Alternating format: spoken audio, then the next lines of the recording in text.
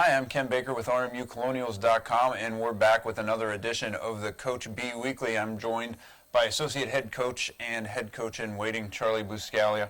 And Coach B, last time we talked, you guys were getting ready to play Morgan State in a home game, and you guys took care of a team that could be athletic and has a little bit of a different style. You guys were able to take care of business in our last home game.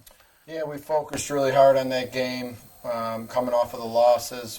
You know, we were a bit hungrier than we had been, and I think we did a great job of correcting some of the toughness things that we were lacking. We were tougher, we worked harder, and you know, we were up big at halftime.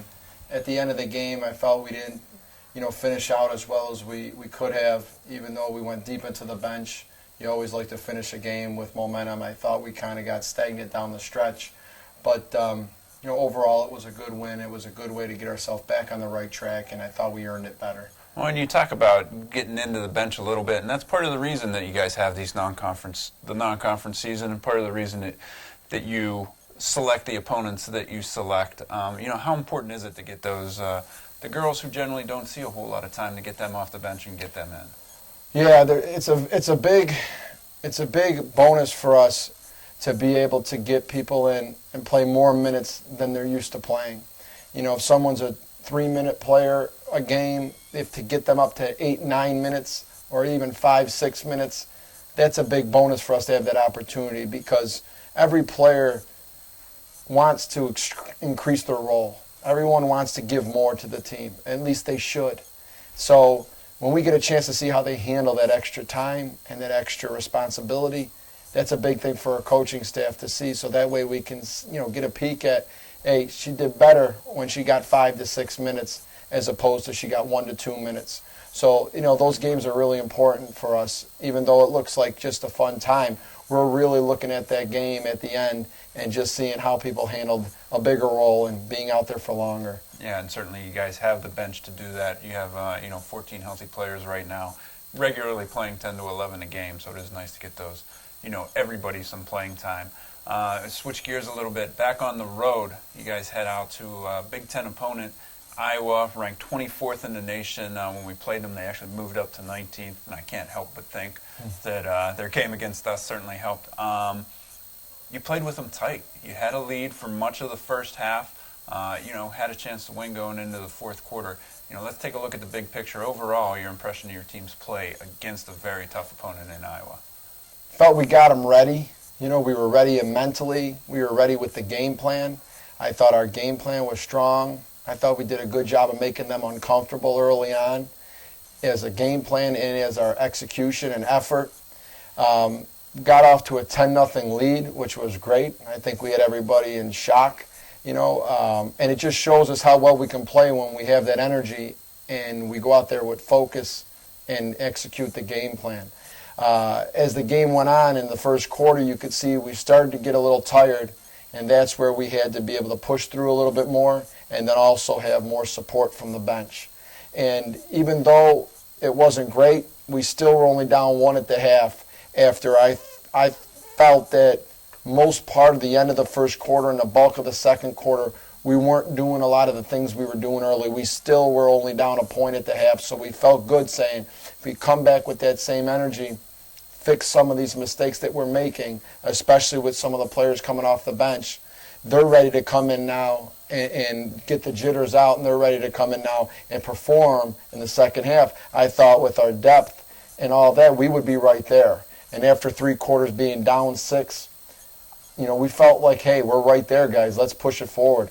And at the end of the game, we didn't do a good job of closing out and being mentally tough to get through those tired minutes in the fourth quarter. And ultimately, they opened the game up to be a bigger margin than it ever was at any point. I mean, people look at that score and they don't realize that we were down 6 after 3. We were down 1 at the half, and we were up 10-0 to start that game. Yeah, and that's something that Coach Sal harps on a lot, is playing the full 40 minutes, both mentally and physically. And it's going to be a drain in a team like that. And you think, when you think fatigue, you just think that physical fatigue. But there's the other side of it, the mental fatigue of being in that game for 40 minutes. How do you cope with that element of coaching? Well, with our team and with many teams, the physical fatigueness and the mental fatigueness kind of go hand to hand. When we get physically tired, a lot of times that's where our mental is breaking down. And if we are able to rotate and play the style we want to play with the pace we want to play and get those quality minutes from the bench and have a deeper rotation, we can keep people fresher to play that pace that we play. And I think a lot of our mental mistakes are due to us being physically tired. So we have to do a better job off the bench of coming in and giving better quality minutes, and we have to do a better job on the court as when we do get tired, pushing through it and not shutting down up in our mental aspect of the game. Yeah, and unofficially, kind of going back over the stats, myself and looking through the play-by-play, quite a few missed layups in the third and fourth quarter. A lot of open looks generated, just weren't going down.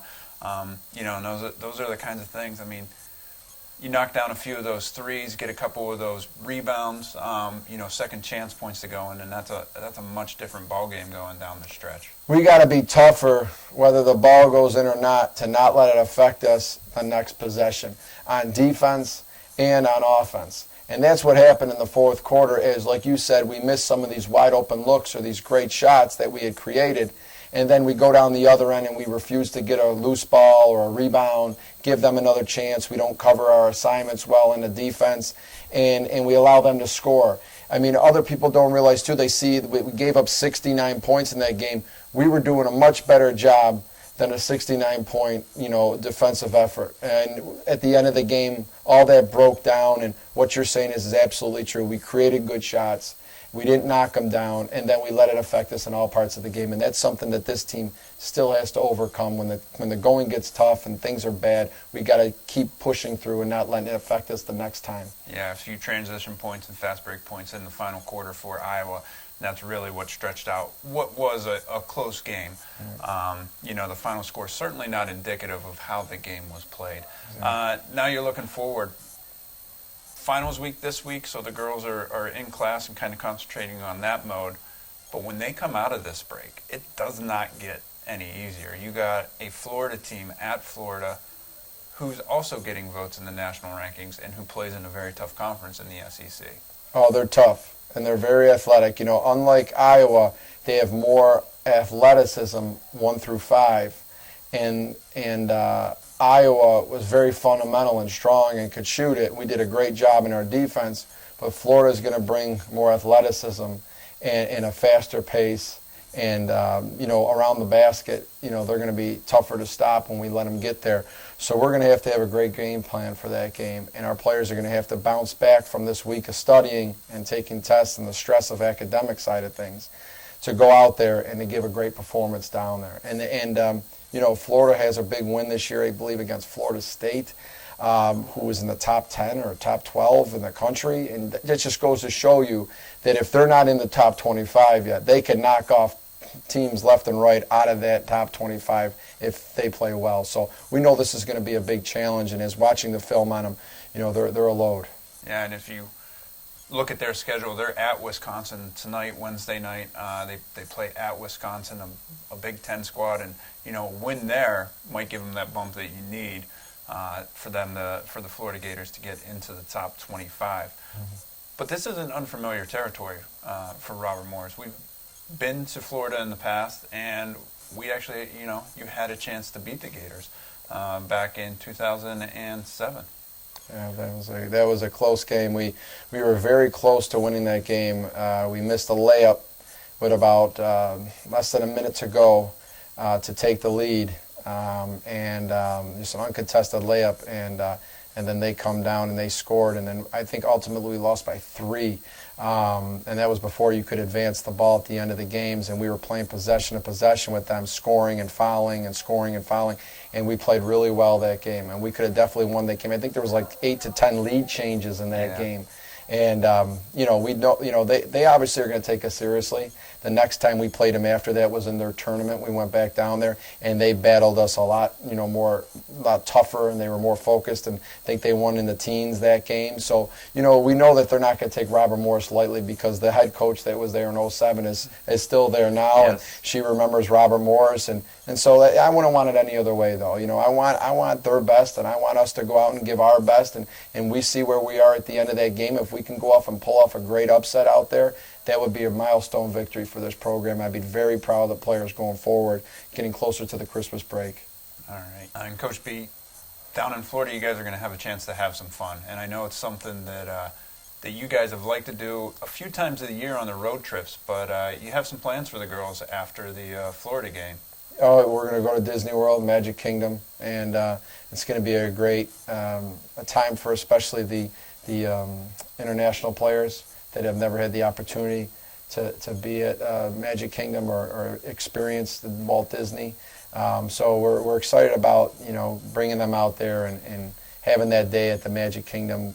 Seeing those players enjoy such an amazing place, and getting a chance to have more bonding and diversion from the grind that we are in 24/7 here at Division I. And we're really looking forward to that. The warm weather at Disney World, and just a chance for us to take a step back after that game's over and enjoy each other's company without worrying about offense or defense. Yeah. And it's the second time you guys are going to be going down there and taking the team to Disney World. What are you looking forward to most, riding or experiencing at Disney World?